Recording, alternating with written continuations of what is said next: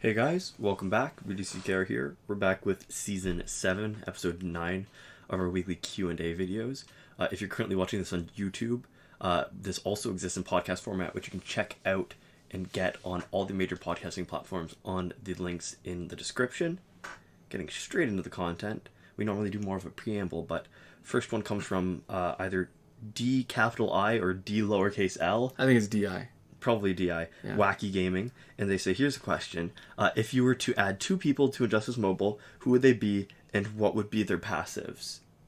I think this is a interesting question, because it's more of just like, who do you like that you think doesn't get enough representation? All right, but let's talk about some of the ground rules, though. So you'd assume that you'd be limited DC characters. Yeah. But you don't have to, because you've got Mortal Kombat characters come in. I can just add whatever I want. And there have been Marvel and DC crossovers. Yeah. There are no rules. There's two characters that I can think of that have been wanted to be added to different games for a while that would absolutely not be allowed to be added to Injustice, but would satiate a lot of fans, which those two characters are Sans from Undertale and Waluigi. are the two characters that have been that people have really pushed to put into games, and those are both for Smash, but I think, Sans Undertale. It's a fighting game, so it would fit. Yeah, exactly. That's what I'm saying. So my answer is Sans Undertale. Okay. So I've got a few choices. If we're going to stick to DC, I think what would be cool and sort of out there and would be not quite... I guess it would be it would introduce a lot of other storylines that are interesting, and I have a fond nostalgia for both of them. One would be Warlord. So he's sort of like DC's answer to Conan the Barbarian, but he's got a helmet with wings on it, and it's that same idea of muscle-bound warrior wandering around and hacking people and doing good things. Just a real hunk of meat. Yes, exactly. And I think that would fit a real loaf of a man. That's a good expression, loaf of a man. And that would fit with the aesthetic of Injustice. Now, what might not... Well, I guess it still does, because there's a lot of women. Amethyst. So Amethyst was the other comic book that I used to read at the library a lot. I think I must have mentioned this a bunch of times before. And there'd be issues of it, but never in a proper run. So I'd always get excited when there were issues that were close to each other, so you could sort of cobble together a story if you're willing to speculate on what happened in the 30 pages between one and the other. But if we were gonna do, like, not be constrained by DC rules, what would be really cool? So, okay, in high school, there used to be a role-playing game called Marvel Superheroes. Yeah. I'm sure, actually, it's not that it used to be, but we had access to it. Never played a campaign or anything, but there were a couple guys at school that would just bring in the stuff, and they'd read through all the materials, and they would just pick characters, and either they had stats or they'd assign stats to them, and then see who would win, and just use the random roll thing on the calculator to decide when you're deciding an action, like attacking or evading or whatever. Interesting. Okay, but here's where it's really funny. So who I would stick in would be Aunt May, Spider-Man's... and she would suck, probably, no, right? But she wouldn't necessarily suck, because the way they played it, they gave her special power. So this is where the passive comes in, because we didn't talk about passive. Like, Warlord would have some sort of fighting passive. That's true. Amethyst would have some sort of magic passive, whatever. Sans would have some sort of turn-based passive. I don't know how that would work. Okay, but Aunt May would have a passive where if the other character were bigger than her by a certain amount, she could have, like, a special... There used to be special moves. I can't remember what it was, but she would have we would play with her, so she'd have a special grab. She would have really low health. She had really low attack. But if she happened to grab the other guy in the crotch, she would what's the word? Not disable, but almost like a stun effect, where they wouldn't be able to fight back. And she would do immobilize? Something like that, but she would do a huge amount of damage. Okay. So that was her chance. If she was completely outclassed by somebody that was physically bigger than her, she would really have not a tiny chance, but maybe like a half a chance. So what you're saying is you've always played glass cannons. Yes. That's right. You've got a long and storied history of playing glass cannons. She would be like Luchador Bane. Every time I say glass cannon, I know there's lots of other characters like that. I guess a little bit. A little bit, that's true. I don't think of Ares as glass cannon. I think of Luchador Bane mainly because Ares, at least the character design, Yeah. he's got armor and Look stuff. like he should. He doesn't look so vulnerable, but Luchador Bane, because he's basically like in like a dude. Yeah, he's got all of his like arm exposed and everything. It's Right. like in the new Doom game, right? The Doom Eternal Yeah. that just came out. They made him super ripped, and they've removed his sort of like sleeve armor. So he's got gauntlets, and he's just got rippling pecs in between them, but it's just bare skin. Yeah, I mean, it looks cool. It's all right. So this is the other thing too. So it might look kind of cool, but functionally, it's pretty useless, right? I can't remember where I saw recently. You know how in movies where they have female characters wearing armor, Yeah. and they always make the armor sort of mold the same way they would mold, say, like a 6-pack of abs onto the guy's armor. Yeah. They would mold like breast cups onto women's armor. And I was watching or reading something. Oh, doesn't that like direct like attacks or something? Yeah, like it deflects attacks into dangerous points. Right. So instead of deflecting it away from you, it's deflecting it right into the most serious point, like right into your center mass. It's like a funnel. Yeah. So while aesthetically people like to do that, it's probably not functionally what they would have done. And there was another show I was watching, or not a show, but a YouTube channel, where they were demonstrating how different armors would protect against arrows. Yeah. And whether they would pierce them or not. And there was some interesting, like a V at the neck, like a raised V, that when they were trying stuff, it made a lot of sense because it actually, when an arrow deflected up, that V would guide it away from the neck and the head. That makes sense. And protect people. So I think, what were you saying? So that was all the glass cannon and Aunt May and yeah, having bad armor we were talking about. Yes. So I guess Luchador Bane. It was his setup. I think there's lots of Marvel characters that would be interesting. I mean, we mentioned some of the big ones. It would be kind of fun. Well, now I want Aunt May for sure. Yeah, that's one of my two. I was actually going to say I think a good April Fool's character would to just be a civilian, like a panic civilian that had like almost no stats. Oh, you mean like the agent guy from Shield? You know, from the Avengers movie that ended up being no agent. Oh yeah, I don't know. I know what you're talking about, but no, I'm not talking like that. I'm talking just like a complete civilian. Yeah, because if that would be a known character, and then you would feel sort of bad leaving him in, and you'd expect him to have something. I'm just saying like a random civilian off the street. Oh, that'd be funny. Yeah, it's like that joke about how people want to just have one regular person compete in the Olympics beside all the athletes so that you can see the difference between them. That would be so good. Yeah.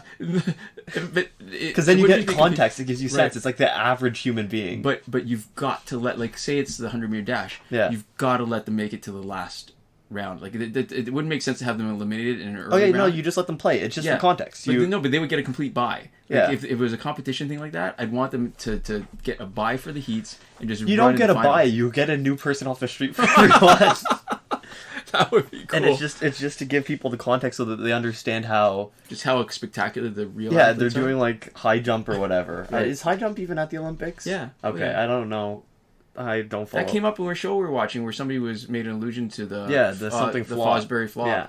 That was Taskmaster. Yeah, Taskmaster. Somebody was going to get something named after them. Taskmaster. I love that. That has been like a great pandemic stay-at-home kind of show to watch. Yeah, but you get high jump, and then you get somebody who did high jump just for track and field in like elementary school. And elementary. Because you don't do track and field in high school the same way. It's not like mandatory. Right. I don't know. Right. So I'm saying you get somebody who can literally do it. It's not somebody who literally doesn't know how to do the sport. Like you don't put on like a figure skater you don't put on somebody who's never skated. Right. Like there was a guy who did that for ski jumping. Eddie the Eagle. So he was from the UK. Yeah. And he competed in the ski jump, and he was, I guess, my memory's going to fail me because I think the when you remember something and it's meant to be a particular kind of narrative, then you buy into it. I can't remember. Like, he was supposed to be really, really bad. Mm-hmm. He had thick Coke bottle glasses, and he was the only way he got on was because the UK had a really weak team, and they didn't have anybody that they thought was any better, so he just went and competed. That's fun. We should look that up. But Eddie the Eagle, he was pretty famous for that, for being out of his depth. Yeah, so I think you'd want, as an April Fool's character, just a random dude off the street, and they make it about 3 hits, and their specials are just like kicking but harder. Isn't that like Aquaman's hero, Atlantean hero? Yeah, but just a little bit weaker. Their stats would I'd want their stats to be basically Atlantean hero stats, and they don't have specials. Maybe their second special is just a gun, like Joker. But that's like all their specials. It's just like, here's a gun, and I'll pop one bullet off. All right, that would be good. Who else would? I mean, on a serious note, like somebody that would fit in with the aesthetic. Yeah. We mentioned. I think we've had this question before because I remember thinking vaguely that Swamp Thing would be kind of cool. Yeah, we have had this question before. Sandman, like some of the Vertigo guys. John Constantine would be funny because he would look sort of normal. I mean, the whole Supernatural. Yeah. I guess not window, the stream of DC Comics, those would be kind of interesting too, because then it would open you to a lot more different passives. But I still would really like to watch Spider-Man fight Batman. That would be pretty cool. Yeah. I think the problem with Spider-Man is that the way that he moves would have to be so stripped down to put him in a game like this. Right, because he normally jumps around a lot, right? And none of these characters jump. And yeah, because there are some, games that would be better suited for it, right? Like, Marvel versus Capcom, right? The way that they have a lot more stuff going on, right? But it's a lot less grounded of a fighter, right? Where there's a lot of like more abilities and ranged attacks and stuff like that, right? Where this format does not lend itself to too many like really out there characters. Although you could say the same thing about Superman, right? Where I guess we've just gotten used to Superman because a lot of his stuff is very mobility based too. Right, that's true.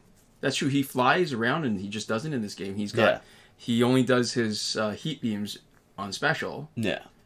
Yeah, so we probably could. That would be kind of funny. And I mean, that's the whole conceit of Injustice, right?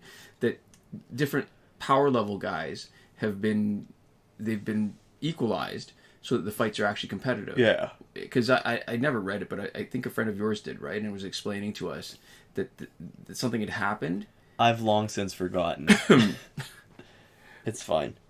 Yeah, but all right, so the iconic characters would be fun to have. In the same way, Scorpion is the iconic Mortal Kombat character, although I would argue that Sub-Zero probably is, not because he actually is, but because when you played the game in the arcade, this was one of the few games I actually had access to in the arcade at a time when I had money to play. Yeah. And Sub-Zero was the ultimate novice's character because it was so easy to play him.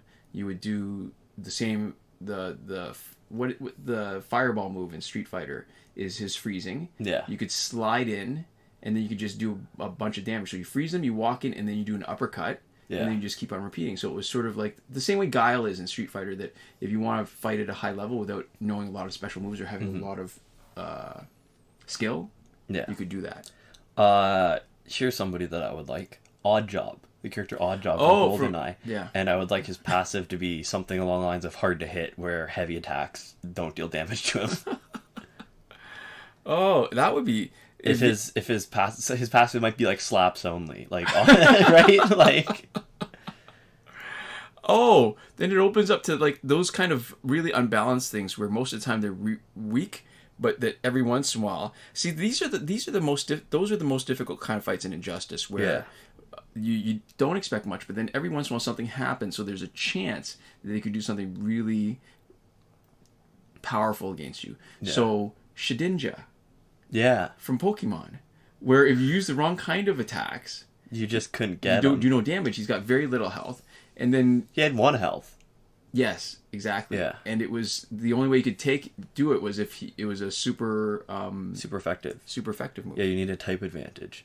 Right. I wonder how you do that, because it's not like there's any types or anything, but maybe... You just disable different damage types. So you say, like, first special deals no damage against his character, second special deals no damage against his character, or super deals no damage. The only thing that would kill him would be poison.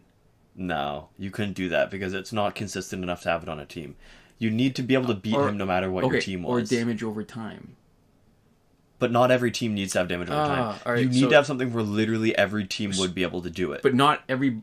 buddy on the team would be able to. So what would it be? I don't even think it's that. I just think you make it so that you limit damage, where you make certain damage types not do anything. So either specials don't do anything, basic attack. But we sort of already got that though, right? We got that a little bit with the Nightwings, with the Silver Nightwing. I'm talking more. You just make it so that like swipe combos deal no damage, and then all of a sudden it just changes how you play. Right. or special deal no damage. It just changes how you play, right? Where you have to do the other thing, and that does make it so that not every character, a special specialist, doesn't do so well against that. Right. Yeah, except when you're playing against the AI plays a special specialist not as a special specialist. That's true. So it would sort of mess it up a little bit. Defensive. All right, so, yeah. I think that would be interesting. That would be kind of fun. Yeah. So there we go. Our next question comes from Ashton Kimberlin, and they say, would you consider Arkham Knight Harley Quinn or Suicide Squad / animated overpowered when given Tantu? I've been running an Arkham team for multiplayer consisting of Arkham Knight Batgirl, Arkham Knight Deadshot, and Arkham Knight Harley.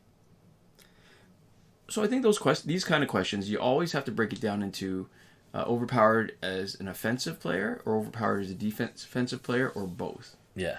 And I think defensively, definitely not. Because the AI doesn't play it smart. They don't always load up on the special 2 a bunch of times to get the secondary effects before they dump a bomb. And even offensively, I gotta say, I don't know that it's necessarily overpowered. I mean, sure, you get free power. And I think out of all of them, the only one is the Harley. Is it Suicide Squad Harley that gives power back to her teammates? So there's that move, and that would be the most overpowered only because you're charging everybody up. But if you're playing any of the other Harleys, all you're doing is healing, boosting damage, but you can only boost it once. You didn't used to be able to. I think you used to be able to boost it up a few times. Yeah. It's heal, boost damage, the dynamite. Yeah. What else is there? Isn't that the... Oh, there is one more. Heal, boost damage, Wait, dynamite. Is there 3 or 4? I feel like there's... There's 4. Yeah. There's the Joker. Yeah. No, but that's not always. That's something... that's the one boosted there's damage. There's a Rose, which is That's normally... the heal? Yeah. And there's the bomb. Well, maybe somebody will tell us. I don't remember if maybe there's it's 3 or 4. It might be that there's only 3 and then... There's 4 on Suicide Squad. So... It's interesting because you get to do as much as you want, and if you're damaged, which is a big qualifier, if you're damaged, it is super powered because you can just heal everybody. But I mean, you can basically get that effect by tagging in Batman Ninja Catwoman, giving her the Gauntlets of Azrael, and if you've got like the loadout that we've done on her recently, you give her overpowered super to max out.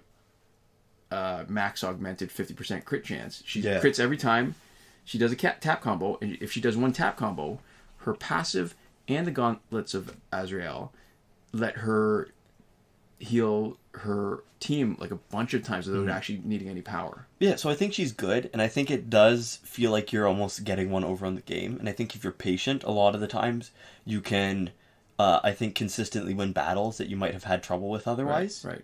But I wouldn't say overpowered, just because they're slow. It's not that fast. Right. And you have to really get the most benefit of being able to do it over and over again. If it's not the power generating Harley, but the healing, you have to take a lot of damage for that to be useful. Yeah. And that means you've been fighting for a while already unsuccessfully. Yeah, so it's good, and I think it can be fun, right? To definitely take advantage of it, but I wouldn't say it was overpowered just because, we're winning consistently pretty fast anyways. Right. So the functional difference in battle outcomes is that it slows down the fights and probably makes it less likely to, even if you screw up, lose. I'll tell you who I think is overpowered with the Tantu Totem is Aquaman. Because Aquaman, without it, is a relatively inconsequential character. Relatively low stats, doesn't do a lot of damage. Yeah, you're talking about with Atlantean Hero. Atlantean Hero and a crappy special too. I would argue that he's still not overpowered, he's just better. Yeah, well, see, the thing is, I guess it depends on whether you consider overpowered fast or winning fights that they otherwise shouldn't. Yeah, but I think Harley Quinn can do the same thing in a lot of cases and win fights that she otherwise wouldn't. But she doesn't have the same offensive potential. So Aquaman, you bring him in. Atlantean Hero, tag him out. Atlantean Hero, tag him out, free special 1. Tag him out, free special 1. Tag him out, free special, like over and over and over again. You bleed them out without taking any damage. You can... Because it's damage over time, you can beat teams that are way stronger than you, and your only vulnerability is Blackest Night Flash teams, where they reverse the damage over time. Yeah, so you're talking about also having Master's Death Card. Yes, Master's Death Card. Because that's required for it. Yeah, and you could either really lean into the damage over time... With the Ibis Stick? Yeah, or you give them Claw of Horus, so that even if they're fighting against somebody who's got gear that's really helping them in defensive stuff like Astro Harness, you're just cracking them open. Like a rotten nut, and then you're getting Oh, right God. to the you're getting right to the meat of it. And I don't think you want to get to the it's meat a of mixed raw. metaphor. Yeah. A little but gross. you bleed them out. Like that is a ridiculously good team. It feels like it's pretty fast because it's not like they can do anything to you. Yeah, that's true. So there we go. Okay, our next comment comes from Oscar David López Guzmán, and they say, I've been playing this game for quite a while. I come back from time to time. I'd say I'm in mid-late game. Is there any way to grind fast levels 45 to 50? In Bonus Battle 6, it's easy to grind up to level 45, but after that, it is pretty difficult. Also, have you ever considered doing a Road to Glory account and starting from zero again?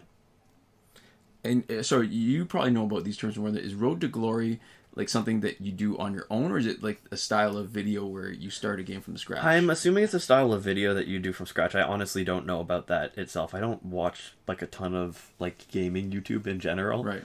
Um, We make a lot, but we just don't watch it. yeah.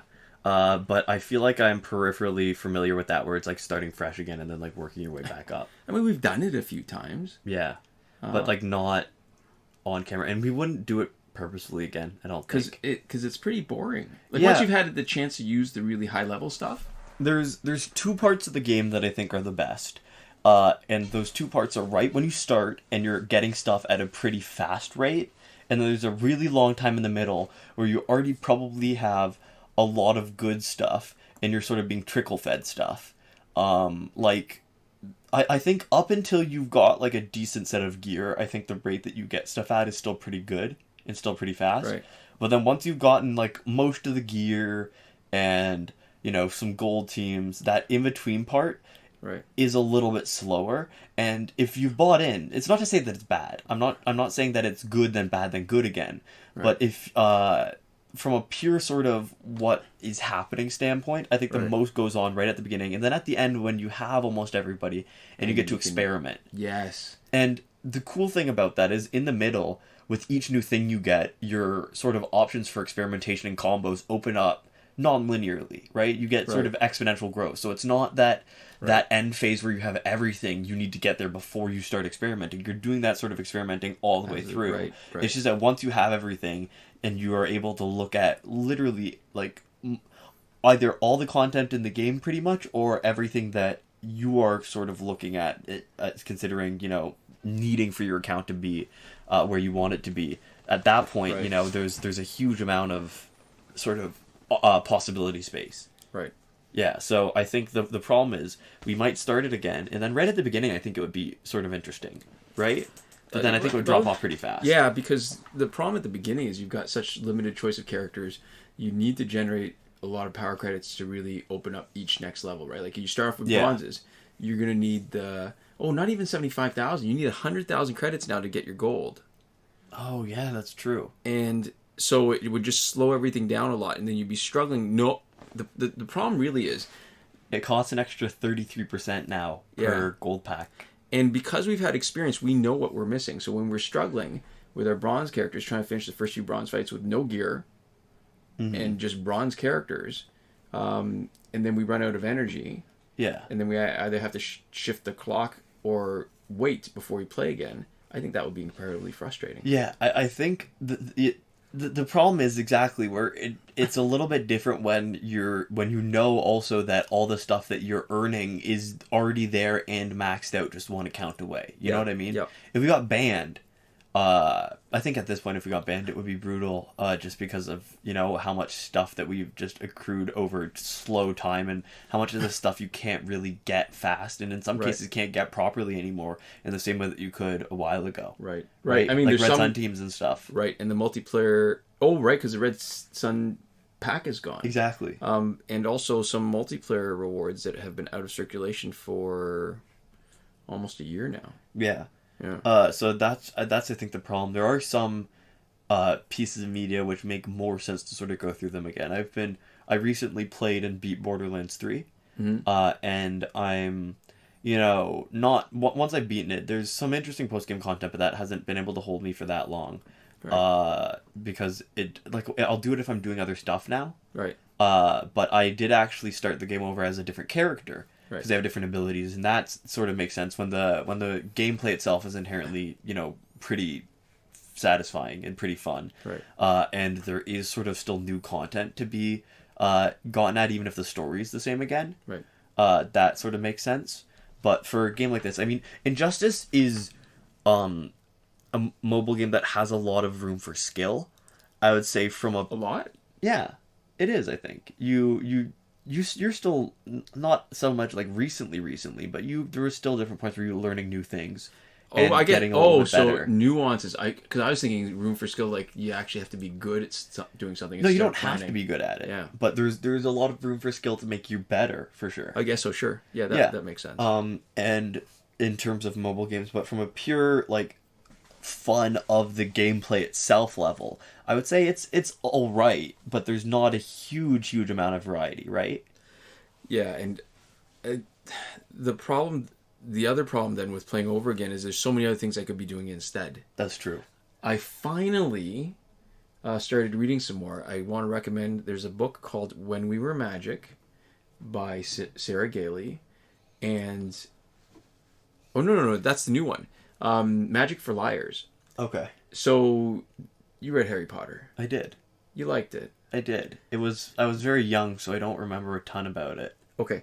So Magic for Liars starts with that same conceit. It's a school for magicians. Yeah.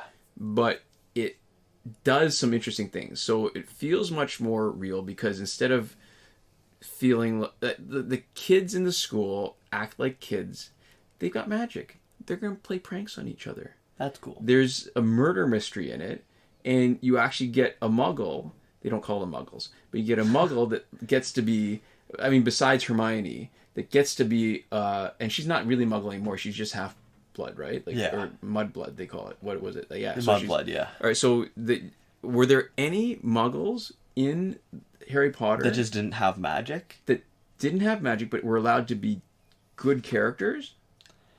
I don't think so. I don't think that was ever the focus of the story.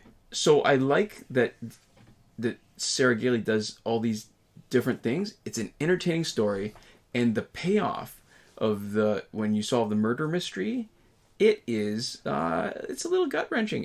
What else has Sarah Gailey written? She did the Hippo book, right? They wrote the Hippo book, where the idea was that America had imported hippos like they'd originally planned for meat, and then they'd gone feral and they were really wild and crazy and stuff. I don't remember what that was called, but that was quite good. Yeah, I think they combined it into American hippo. It's is it on the shelf? River of Teeth. That's what it was. Okay. Yep. Sweet.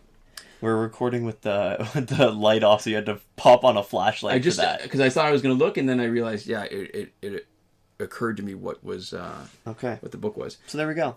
So but that was only the second part of the question, I think, right? Yeah. Where to? Because Oscar's looking for a bit mid of to late advice. game, yeah, from level 40, grind level 45 to 50. I got a bit of different advice than what I think other people, if you ask them online, will say. Because they'll say, well, Bonus Battle 6 is good up to maybe 43 or 44 at the most, because then your experience drops off. The max experience is less because the level of the competition gets lower. And then they'll say go to Bonus Battle 7 or Bonus Battle 8. I disagree. I think what you should do is keep them all. When you get to about 44, stop trying to drive them up for the sake of driving them up. Start using them in multiplayer. Yeah. And the levels will just come naturally. And it comes faster than you'd expect if you're putting in a decent amount of time multiplayer. I remember when multiplayer first came out and they raised the levels from 40 to 50. Yeah. And I started playing a few teams, and before I knew it, Regime Green Lantern was maxed out because I was putting them on every team. Yeah. For the power gen. I would say also it's a good time to, grind Survivor some, and then use your XP augments that you're getting coincidentally anyways. Yeah, it's not like Pokemon where the rare candies will limit your not character, but your monster development. Yeah, your IVs. Yeah, no, and it's also good to just sort of have, clean house as much as you can, because once you lose things to spend them on, they just build up, right? Yeah. And just make that menu more and more unwieldy. So, spend them now. Yep. Agreed. So there we go. Our next question comes from Apocalypse, and they are asking, they say, completely off-topic question, which we absolutely don't mind. Do you all have bag milk bagged milk where you live? If so, how do you store it? And do you think it is better or worse than plastic bottled milk? And I think, so first off, we do have bagged milk. I don't know if that's a Canadian thing. I know that is it like ketchup potato chips that are really unpopular in Canada? It's definitely also Canadian thing. Like, it's a Canadian thing, and it's not an everywhere else thing. It's not like an America thing for a lot of places in America. Yeah, I just don't. I remember. I want to say reading somewhere, but just or hearing about it that Americans tend to get their milk in big plastic jugs. Yeah. And Canadians get in plastic bags. And I know that when Mac's Milk was bigger and Becker's was bigger, they used to have jugs of milk that you could buy. It seemed like an unusual thing. Yeah, so we do have bagged milk. We store it in our fridge, like underneath like that meat drawer on the main shelf. We have the because there's a big bag. There's a big 4-liter bag made of 3 bags. Made of 3 smaller and a third ones. each. Yeah. And so the smaller ones, when they're open, are underneath the milk compartment, and the full ones are just to the left of that in sort of the bigger bags. So what it gives you is, because a lot of fridges are kind of modular for their shelving, right? Yeah. What it gives you is the flexibility. So in the space below a meat drawer that has a shelf, it gives you way more flexibility. So a space that would normally not fit very much, we can jam the small bags you'd anything that you'd have to fit in it would have to be. The problem is the dimensions of it, right? Where it's very deep. Yeah. But you can only access the front row. So you want something that's long enough that it actually would go all the way to the back. Otherwise, because if you have stuff stacked back, whatever's in the back right corner is pretty much inaccessible. Yeah. Yeah, so the cool thing about the milk bags is that they fill up that space, and they fill up that space perfectly, where they go all the way to the back. Right. They don't stick out, but they do touch the front. And so we're filling pretty much 100% of that space. So here's the question that's always bugged me. So I don't know the answer to it, and the basis for understanding is how much plastic is there in bagging milk compared to jugs? Yeah. How recyclable are the jugs as opposed to contaminating the rest of the plastics that's there when people aren't washing it properly? Yeah. And I guess ultimately, which is the bigger cost to the environment? When we use the smaller bags, we put it in like this like plastic like holder that basically turns it into like a pitcher almost. Right. Oh, and what's interesting, so I mean, not everybody has these, but it's funny how this particular style of distribution has resulted in this funny accessory. We have these milk bag cutters. Yeah. That's a little recessed razor blade, like they have, say, like a miniature version of those safety blades that help you cut your seatbelt when you're in a car accident, but smaller with a little magnet on it, and we stick it on our fridge so it's accessible whenever we need it. Instead of scissors. Yeah, but there's no other demand for that. Like, those are literally just milk bag cutters. And also the whole milk bag holder thing itself. We have multiple accessories in our home that are specifically for milk consumption. Yeah, so I know that the plastic in a jug has to be more substantial, right? To be able to hold its shape and hold that amount of milk and be strong enough. Yeah. But if it's recyclable, then it's potentially less wasteful. Potentially. Right. Yeah, so I guess, did they ask how to, yeah. So do you think it's better or worse than plastic bottled milk? I think for a pure storage perspective, it's probably better. It has advantages for sure. Yeah, not unilaterally, and if it breaks, I think it's easier for it to split, right? When it's in a bag. Although it doesn't happen that often with us. It's happened, I can think, once in the last, I don't know, like 30 years. Yeah, and I think if you actually drop a full carton of milk that weight, the way that the plastic is and the it can split. The seam. The seam, but also the cap. Yeah. I think it's more possible for... I think it's equally... It's probably equally likely for both of them to spill from what I've seen. Right, and I guess it depends on how big the jug, because I'm sort of defaulting to the idea that it's one of the big jugs that's like 3 or 4 liters, or is it 4 liters? That would be like a 1 gallon jug sort of thing you're talking about. And then they're harder to manage, and then you're more likely to spill stuff because it's like antifreeze. I hate putting windshield washer fluid into the car, because if you've got a fresh bottle, it's almost impossible to start pouring it. Yeah, the first little bit to get it into that windshield washer hole. Yeah. So if you're talking about the smaller jugs, then for sure the smaller jugs are going to have more plastic. Yeah. And even if they are recyclable, I think most of the time a lot of people don't. They don't, or that if they're going to recycle it, what they do is end up ruining other plastics because of the food contamination. Well, and the energy costs too, even. So I don't know. I think we are used to it, and that probably colors our perception. So I would say that I have no issue with it, and I like it generally. And I have a sneaking suspicion that it is more efficient in terms of energy and plastic consumption. And it's a distribution system that we've got. Yeah. So I would say it's probably better for us. Right. And it feels comfortable and familiar, but there's no way that I could make a sort of overall quality assessment without a lot more information. Because to me, that would ultimately be what's actually important, is what's more sort of energy cost material effective. Right. We're almost out of time on this ultimate run, and we've got a few more questions. Is it worth trying to do another ultimate run? Yeah, we'll just stop whenever we stop. Okay, all right. Sounds good. So there we go. Our next question comes from Why So Serious, and they say, what nth metal pack do you think is the best one? I bought 2 800 packs and got terrible rewards. So, there is sort of an answer, right? Because they do tell you what the odds of different things are. Yeah, I think, to me, the worst one is still the 200 nth metal pack. Yeah. Because on the balance, you don't get enough. The cost of whatever you want to get is still too high because the percentage drop is too low. Yeah. I think 400, we've decided based on a couple of openings and the percentages to confirm, openings to confirm the percentages, is that the 400 is better if you only want metal cards. Mm-hmm. Because the cost per metal on average is lower. Yeah. But the 800 is close enough. It's only a little bit worse. And the secondary cards are better. Mm-hmm. And the gear cards, you have a higher chance of getting the really desirable legendary 4.5-star gears. Yeah, so for the difference in averages, if you don't have all the gears and secondary cards that you want, it's probably the 800 nth metal pack. But if you already have all of those and you're just looking for metal, if you're sort of closer to the position that we're in, where we have pretty much everything except for the brand new content in the metal packs, right? Yeah. Then it makes more sense to do the 400. Right, yeah, because you're just looking for the metal cards. Yeah. But, I mean, we've gotten a lot of questions recently where people were talking about the drop rates of the rare gears, so it makes a lot of sense that for most people, the 800 pack is probably better. Yeah.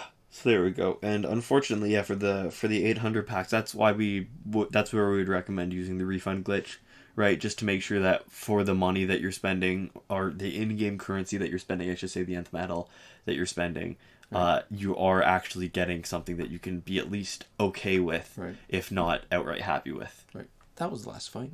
There we go. So, okay. We'll keep going. We'll get through these and then just stop when we stop, I think.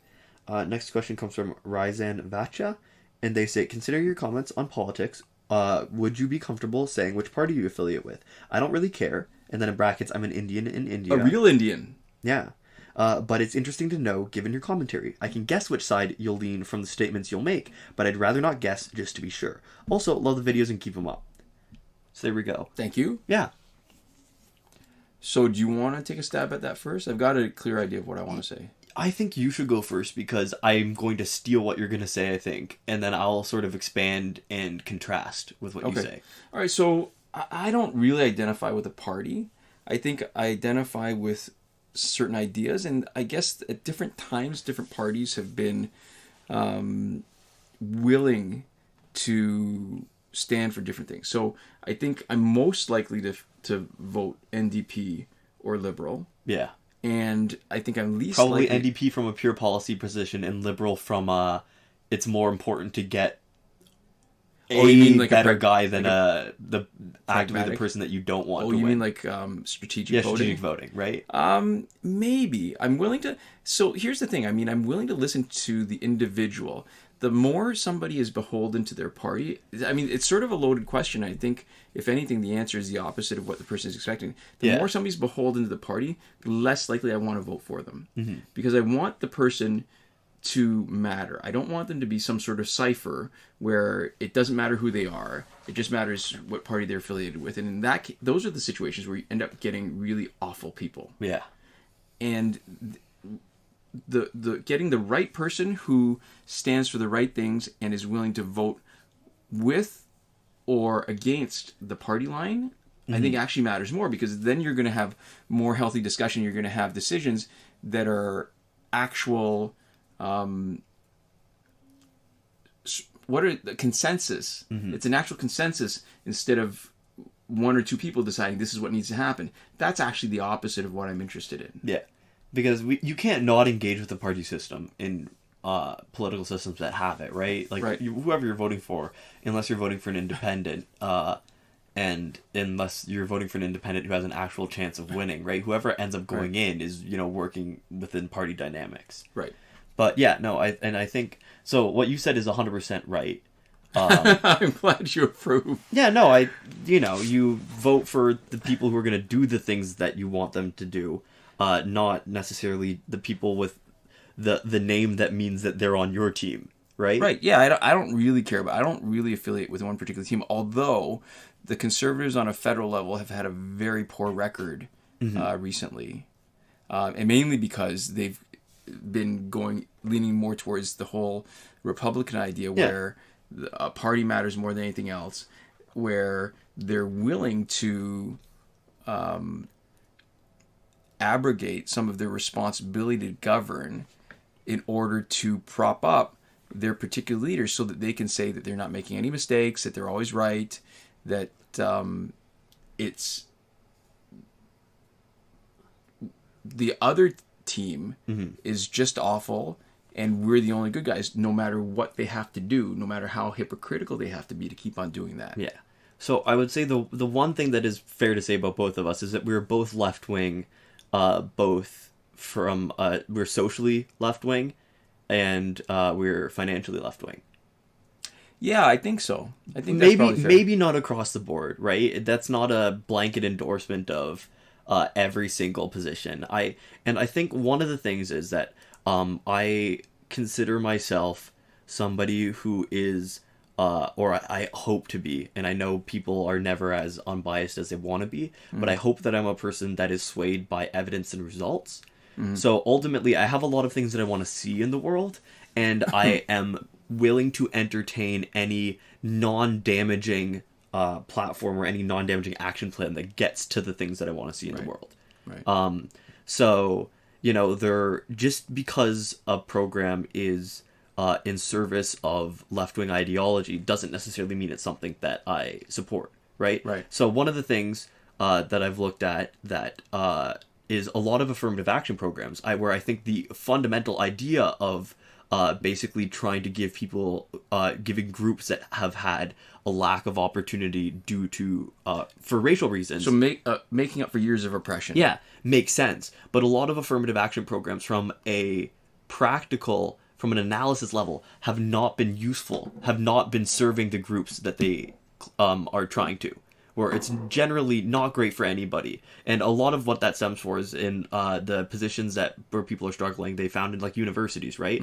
The people who are near the bottom, proportionally in a university, aren't doing as well as somebody who had the same academic standing going into university and went to a school where they're in the middle or in the top, right? So when you have like an affirmative action program in a university where you're letting people in who wouldn't have gotten in otherwise, who are lower than what the otherwise bottom would be, those people are going to struggle and have a worse experience for having gotten into your university in a lot of cases. Right. Well, so but that doesn't change the thing that you actually, the principle that you stand for. It's that what you're against is bad administration. Exactly. And so so there's not a blanket support of anything that's left-wing or anything that's liberal. And I don't think that affirmative action as an idea isn't something that we should explore and still do, right? I'm just also acknowledging that I guess it's the idea that just the intention or just the ideology behind it isn't enough for me. Right. And so you can't just mean well. Yeah, it's so saying that I don't support a lot of affirmative action programs also doesn't mean that I don't support the idea of affirmative action, which I totally still do. Right. And so I think that's sort of another layer of nuance to it where I am, even if there's a political group that I agree with the things that they are saying, their actual like platform even that I'm agreeing with, if their execution does not seem practical to me. Right. Or if their execution seems incorrect, there could be somebody who is saying all the right things who I think, I agree with everything you were saying as a person. I think you're trying to do this the wrong way. I might still not support them as, actors, political actors. So to me, all right, so as a Canadian commenting on Americans, to me the ideal Democratic candidate was Elizabeth Warren. Yeah. Because she had the right idea. She's aiming for so there's failure of intent and failure of execution, right? Mm-hmm. I've said this a bunch of times, and I don't know that this is... I'd like to think it's my idea. I haven't heard it used anywhere else. So the idea needs to be good, because if what you're aiming for is a crappy thing, it doesn't matter how good you are otherwise, right? If it's something that we don't think is what you should be aiming for, so that's the intent should be good. But Elizabeth Warren not only had the intent, she also had a plan that seemed like it was reasonable. It was possible, practical. Yeah. Right. Yeah, so I would say generally I'm left-wing progressive is probably the easiest general box to put me in. But in terms of specifics, I think it's very complicated. And honestly, for all the opinions that I have on the stuff that I do look at, there's a million fields that I'm not actively engaged in. And so I wouldn't be able to speak to what certain politicians' stances were on certain matters that are, important. And so I think it's really hard to say sort of in a more overarching sense where your loyalties lie, because you don't... I think it's hard to be fully and completely informed. Right. About anybody, really. Mm-hmm. So there we go. That's, I think, our overarching. Do you have anything else that you want to add? Anything else that's come to you? I don't think so. No. I think that was... I was just trying to think if there's any... I was trying to come up with those examples of the progressive conservative politicians. I think the problem right now is, as an example, of somebody I would have voted for. And the closest I would have come would have been Peter MacKay, like 15 years ago, before the Reform Alliance Party took over the Conservatives, and then they became Conservatives in name only. Yeah. I mean, there was, I think, at one point where the federal Conservatives, when they were actually standing for something that was interesting, if not necessarily right, and doing it in a principled manner, it's just that it every time the federal or the provincial Conservatives start taking on some of the appearance or the strategies of the Republicans, then I think they're... whatever else they care about, the fact that they're doing it that way makes them hard to support. Yeah, so there we go. That's our general politics. We should do a political compass. Not to post, but just for us. I don't know. Yeah. There we go. Our next question comes from Freddie G. Oh, yeah, our last question comes from Freddie G28. And they say, so sadly, my second account, Fred23, on iOS got auto-banned right at 3:30 p.m. as I was playing online to finish my first run of Phantom. The disclaimer popped up in between a fight, and I'm trying to figure out what caused it. Do you think maybe there's a limit on Valorium? I had 116,386, so that was more than enough to fully max out all the dark specials on the remaining 3 medals I had. Last season, I reached 100k and ended up with 48k, which I never used. For this season, after the ban, I maxed out all the characters, main dark passes, and still had 68,000 left, and I was also my 13th run of Phantom, which was going to be my last. I don't believe the amount of times you reset Phantom has anything to do with an auto-ban, so what do you guys think? It's an interesting question. I mean, in theory, before this update 3 had the addition. We should say it was also asked pretty well. There was a lot of detail, right? It was the kind of question where you could tell that there was a lot more detail than was potentially necessary to make sure that whatever was important got caught, right? Which is exactly what you want. Yes and no, I guess. There's a fundamental flaw in a question like this, only because they gave a lot of detail in this one particular domain.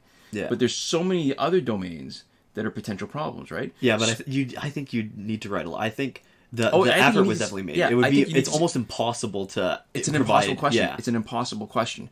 Because, so, answering the specific part is, sure, in theory, there's probably a trigger point.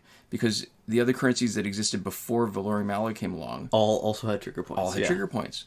Who knows, right? I mean, at this stage when they introduced Valorem Alloy, whether the developers actually were careful enough to make plans about it, or That's like, true. Who knows? I don't think we had anybody talking about hacking it and having their account banned after they hacked in a certain amount either, right? Which we used to have more of comments along those lines, right? Where that made it worth sort of checking out and also gave us an approximate sense of what was too much. Yeah.